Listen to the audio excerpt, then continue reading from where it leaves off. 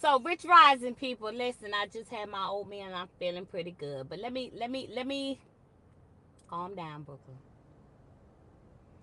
Let me give you some insights on your spiritual walk when engaging in other people. As a spiritualist and an empath, you feel everything. Like literally. Sometimes you feel something, you got to be like, is that my emotions or somebody else's emotions? Let me check my surroundings. Confirmation.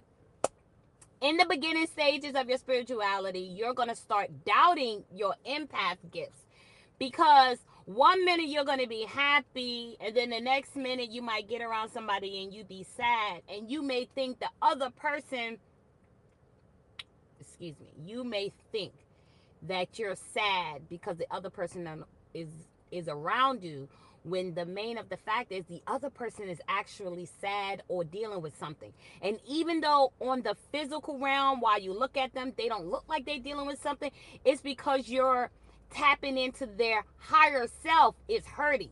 So they're wearing a mask to cover up their pain. But as you, and then you start feeling sad too, and then you try to say, hey, what's wrong? And they saying nothing's wrong. So then you start doubting your gifts, like, oh my God, am I sad? Like, why am I feeling like this?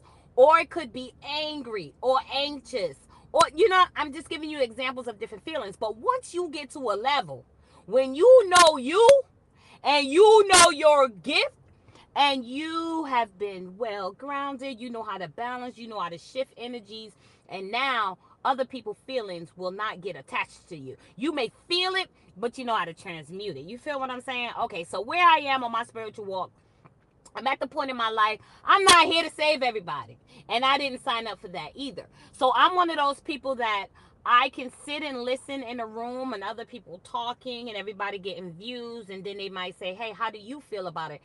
I am going to give my view because I'm already tapped into the energy of the conversation. And then you'll get some people that will be, okay, that's a good view. And then you may get some people that may be combatant with you. For every answer you have, they have a re-answer, like a redirection of like what you're giving them. And what you're giving them is positive, uplifting things to help them solve their problem. But they're at a stage where they're not receiving it. They're not receptacle. At this point, I shut down. I no longer continue to talk. I don't force my perception, my answers on nobody. I just be like, oh, okay, if that works for you, keep doing what works for you. Because listen, spiritualists, we've been through it. We may not talk about it, well, but we've been there, we've done that. So the reason why I'm saying this is because I'm vibrating high this AM. Rich AM, I'm doing the damn. Like, I'm feeling me and I'm on my way to therapy, baby. We about to paint today. But I remember it's a solar eclipse, so the crystals have to be charged. So I'm making phone calls to my people, masculine energies.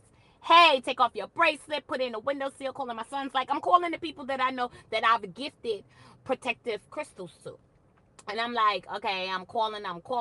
And then I get to this one phone call.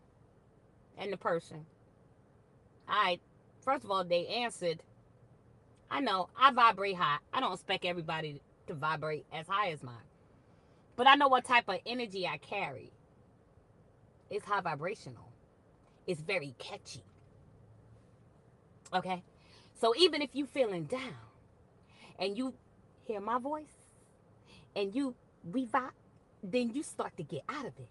And if I notice that you're not getting out of it, it's time for me to go. Like, it's time for me to hang up. It's time for me to walk away. Like, because you're not about to bring my energy down because you're going through something. And if I ask you, hey, what's wrong? And you say nothing, I'm good.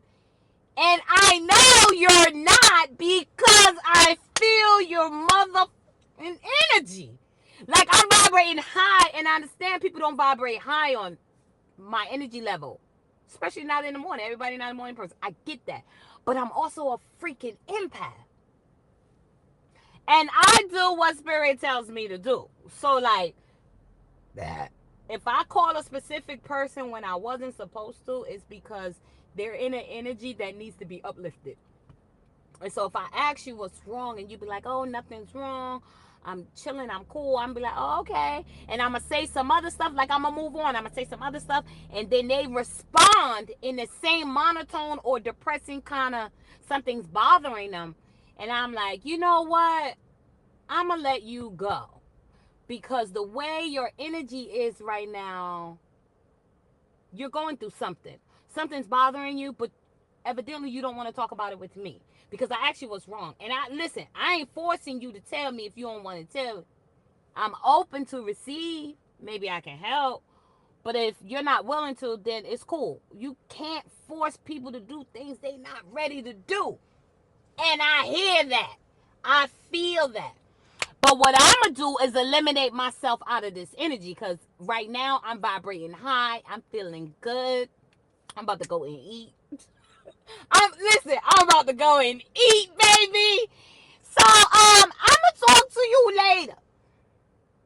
Low key later for me is gonna be, let me give you 24 hours to regroup yourself, realign your chakras, and hit you back up.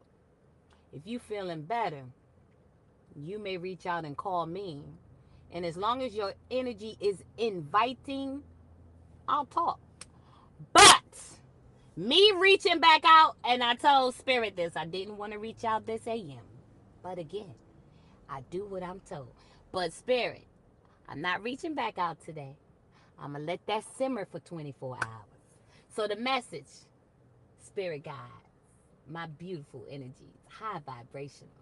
Don't force your energy on no one. Especially if you're emotionally intelligent and know how to nurture your own emotions. You don't have time to help others who is not willing to help themselves. Meaning, if they're not going to tell you what's wrong, we not pulling teeth.